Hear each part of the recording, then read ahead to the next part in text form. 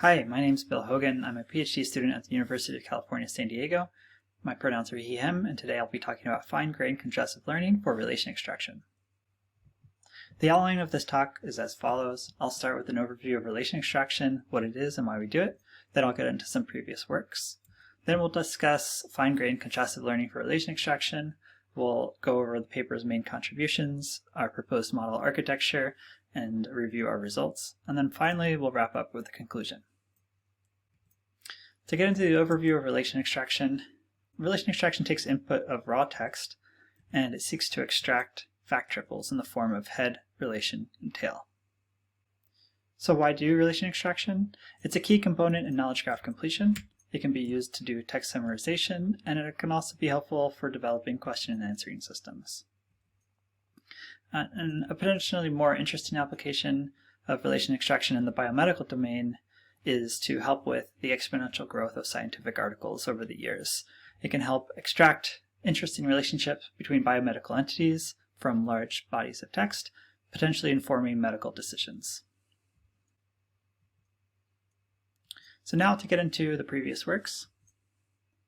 Previous works in relation extraction use a pipeline similar to the one you see here. It starts with a pre-training that leverages automatically labeled data and uses that to pre-train a large language model. That pre-trained language model is then fine-tuned on a smaller set of human annotated data, and that model goes on to make the final prediction, linking a head entity with a tail entity. So how can we improve? As I was mentioning, many of these models are pre-trained on large amounts of automatically labeled data that's generated via distance supervision for relation extraction. However, distance supervision for relation extraction is noisy. It suffers from the wrong labeling problem. So here in this example, we take a knowledge graph from Wikidata and we pair that with sentences from Wikipedia to generate labels via distance supervision. And here in the first example, we can see that distance supervision accurately labels the sentence with the appropriate relationship. In the next two, it's an inaccurate label. And in the last sentence, it's arguably a semi-accurate label, since you could possibly infer that Noam Chomsky was born in Philadelphia if he was raised in the streets of Philadelphia. There's been some recent work to look at how accurate distance supervision is, and roughly 53% of the labels it produces are incorrect, which is a serious issue when training models, even during pre-training. So that wraps up our previous works. And now we'll move on to fine-grained contrastive learning for relation extraction. So in this paper, our main contributions are that we design an automatic denoising strategy that differentiates between accurate and inaccurate labels from distantly supervised data. We also develop a novel contrastive pre-training objective that weighs accurate labels more relative to inaccurate labels. And we also observe improvements across numerous benchmarks in both sentence level and document level relation extraction. And so this is the end-to-end data flow for fine-grained contrastive learning, and we'll step through each one of these stages one by one. But the general idea is, in stage one, what we do is figure out which labels are and are not accurate from distantly supervised data. And we take that information and we feed it into stage two. In stage two, this is a pre-training that learns accurate relationship representations using contrastive learning. Then we take that pre-trained model and we fine-tune it in stage three with a small set of human annotated data. And then that model goes on to make the final prediction of a relationship that links two entities that are found in text. So to dive deeper into stage one we call learning order denoising. And the hypothesis here is that learning order reflects the accuracy of labels in a data set. And so we take this massive automatically labeled data set that's labeled using distance supervision, and we use it to train a pre-trained language model, namely Roberta, to predict relationships. And we use the standard cross-entropy loss.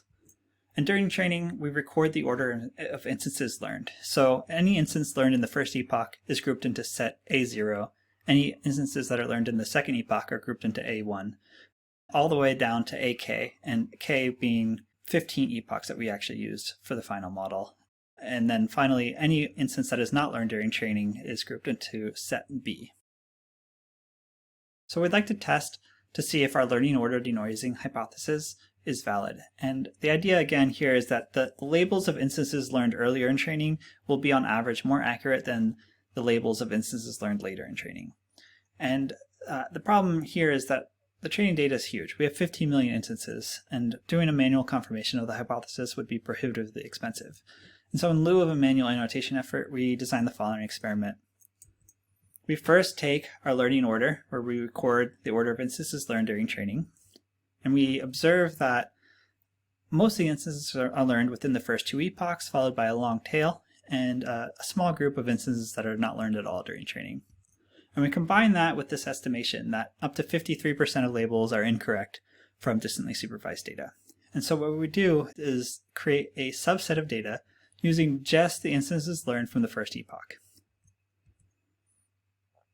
And so the idea is, if learning order does on average reflect the accuracy of training labels, then using this clean subset of first learned instances should lead to better performance of a relationship extraction model.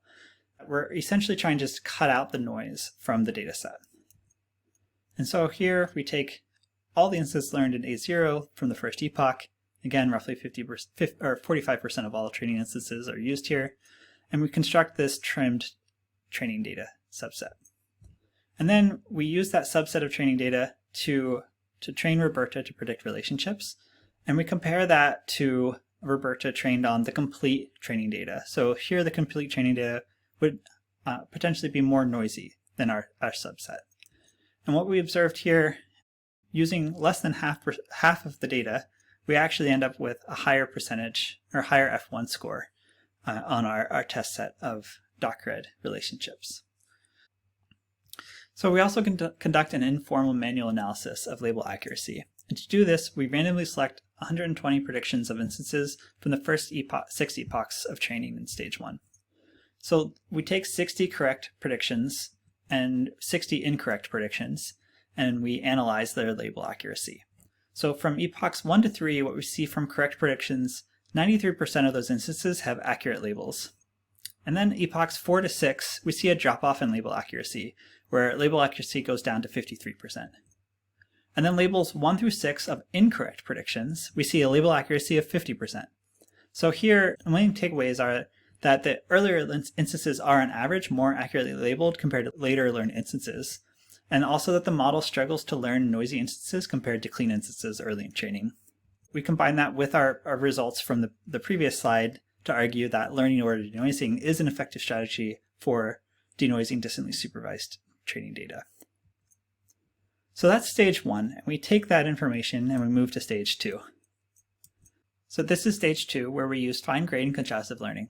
So a quick recap of contrastive learning: we have an anchor point, a positive point, and a negative point. The anchor and the positive both express the same relationship, whereas the anchor and the negative express different relationships. What we do is pull positive points closer to the anchor and push negative points away from the anchor. In fine-grained contrastive learning, we incorporate that additional information from the learning order denoising stage, stage 1.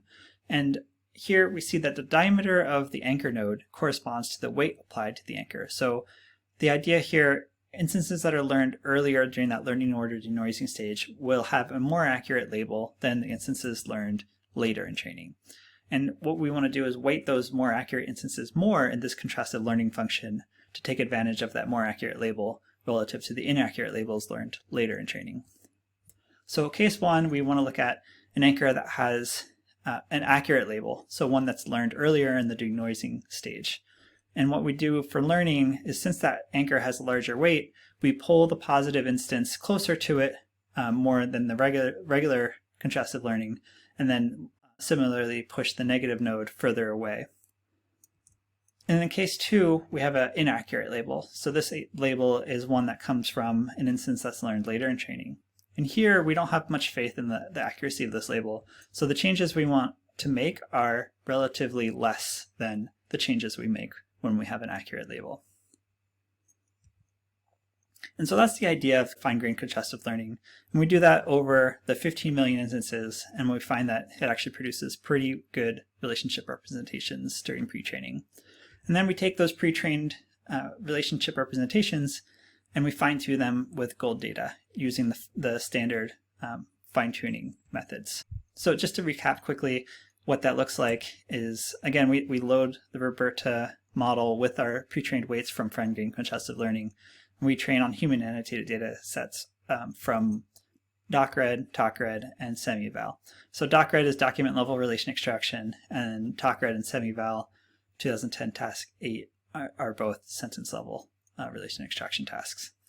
And again, we use the same cross entropy loss to train our model. And that's the overall flow from stage 1 to stage 2 to stage 3 of the fine-grained contrastive learning model.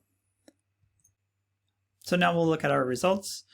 Looking at sentence level relation extraction on both TalkRed and semi-val in various training and reduction settings, we see fine-grained contrastive learning has a higher F1 score than all previous benchmarks. And looking at document level relation extraction, which is considered a more challenging task, again in various data reduction settings, looking at F1 and ignore F1, which is a special metric for TalkRed, which says it only looks at the triples in the test set that don't overlap with triples in the dev and training set, which is a slightly more challenging task, which is why you see a slight drop in performance relative to the pure F1 metric. But the takeaway here is that, again, fine-grained contrastive learning wins against all benchmarks, offering evidence that this pre-training method does indeed produce high-quality relationship representations learned from very noisy, distantly supervised training data. So now, moving on to our conclusion. We found that learning order denoising is an effective strategy to differentiate between accurate and inaccurate labels from distantly supervised data. We see that fine-grained contrastive learning leads to improved relationship representations that are learned during pre-training. And then for future work, we want to apply this learning order denoising strategy to human annotated data. So human annotated data can also be noisy, and it can also be ordered from easy to difficult classes, and that could be leveraged during training as well, kind of more of a curricular training method. And then we can also try to address issues with underperforming long-tail relation classes. So if you read the paper, we actually have a few more experiments that we conduct, and one of them is looking at hard classes within the TalkRed data set, and we see that overall relation extraction models really struggle with hard classes and long-tail classes, and that's definitely an area for future improvement. And that's my talk. Thank you so much, and please see the paper for more details and citations.